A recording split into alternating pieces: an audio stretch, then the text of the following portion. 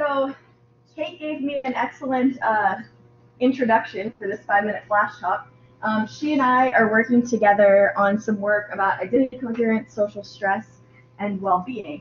And basically, this is sort of what you were alluding to with the partier behaviors at the end of the session, but it's a more global model of how that might work, right? We came into this looking at some of the conflicting literature about the implications of identity accumulation, and this goes back to some of the stuff that, the discussions about multiple identities that we've been having on and off for quite a while now. So on the one hand, we can think about identity accumulation as being a social resource, right? All Peggy Thoritz's work about the more identities we have, they provide us all kinds of things. They provide us alternative sources of meaning and order. Who am I? What should I do when some of our identities get disrupted? They facilitate coping, right? They provide us with access to alternative sources of social support if some relationships fall apart. And there's a good bit of research that was in the paper the two of you did with Tim Owens. You cited some of this stuff about how this stuff is associated with lower levels of psychological distress, fewer health problems, right? But on the other hand, identity accumulation can also be a burden, right? It increases our risk of experiencing status inconsistency and role conflict. There's a really great paper from Peter Burke in 1991 about potential disruptions to the self-verification process, right? And how that you can have breakdowns in identity control, or in our case, in affect control as a result of these things. And it can produce conflicting expectations for behavior, sap our time and energy, right? So partially this came out of like Kate and I's conversations because I knew on some level that there was something distributional about our self-sentiments where identities aggregate. And I had this idea that about meaning coherence and meaning incoherence, that basically if you're a cluster one person from my talk from yesterday and you happen to be that mythical norm person, you're a white male, wealthy Christian, et cetera, you have meanings that pile up nicely on top of each other, and your self-sentiment distribution is nice and tight and narrow. And what that means is no matter what situation you find yourself in, pretty much, if people are labeling you in that way, you can anticipate that you only need to act in one kind of a way, and that other people have similar expectations for you that you have for yourself, right? Uncertainty is far reduced. And I personally think that's why we see people freaking out when stuff happens outside of the distribution, but that's a conversation for dinner or later tonight or something. That's not related to this necessarily. With that in mind, going back to this idea of complex selves and multiple identities being combined into self, what I think we're really trying to add to this picture is the question of whether or not identity meanings are the thing that affects whether or not identity accumulation is a good thing or a bad thing, right? Can we kind of bring these two things together and use them to enlighten us about the pros and cons of identity accumulation? There is a whole host of questions we've discovered in solving this problem, such as we've been thinking a lot about the stress process. What elements in the stress process might identity meanings impinge on? How might they change that? So they might change our exposure to chronic strains, right? They might, so a lot of that is tied up in identity.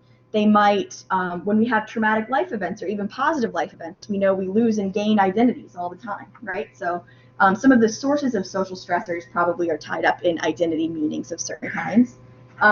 In addition, we know that coping and social support and self-esteem and all kinds of stuff that actually mediate the effects of stress burden on stress outcomes are also tied up in identity meanings, right? So probably these are impinging in really complex ways on the stress process and other types of stress-related processes that lead to differential outcomes in well-being and mental and physical health.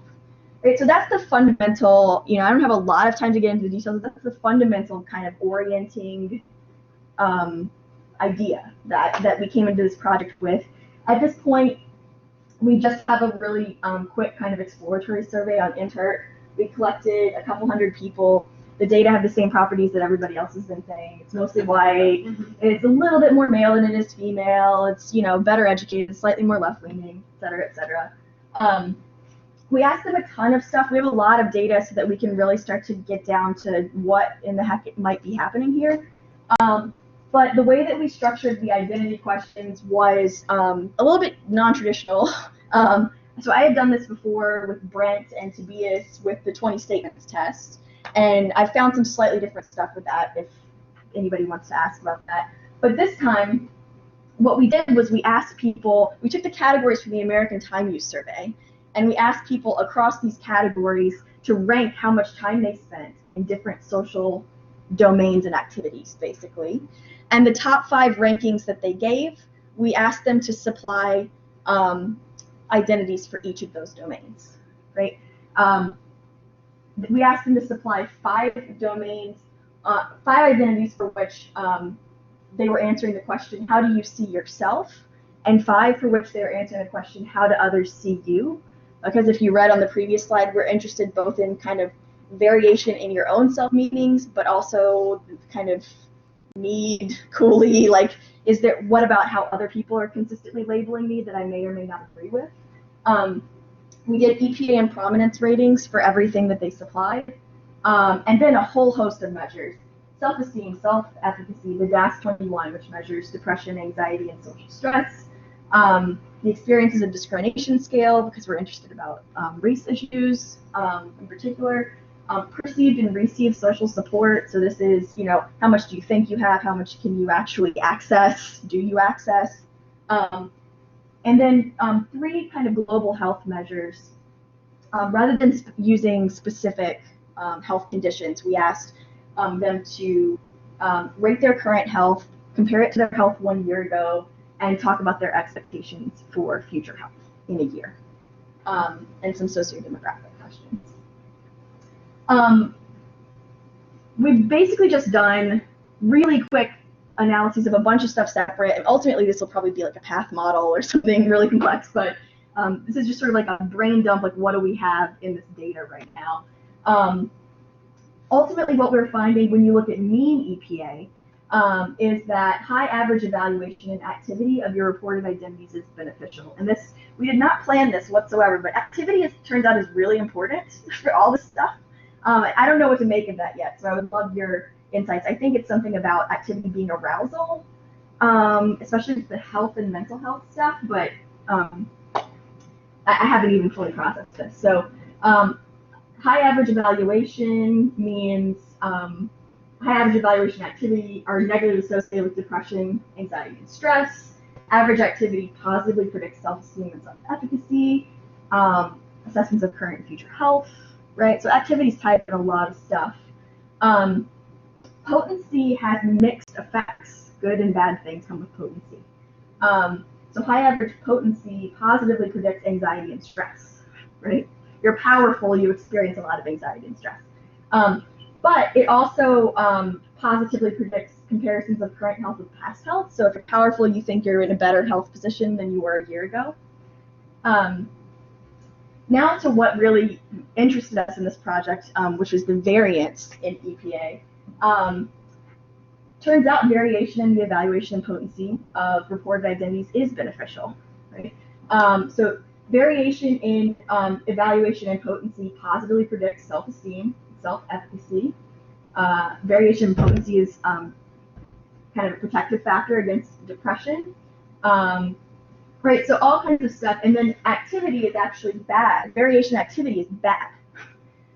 So when you have a lot of variability in activity, you have lower self-esteem and self-efficacy, higher levels of depression and stress. All 3 health metrics get worse. It's really bad. So again, activity crops up as a super important factor here, which is not something we always see.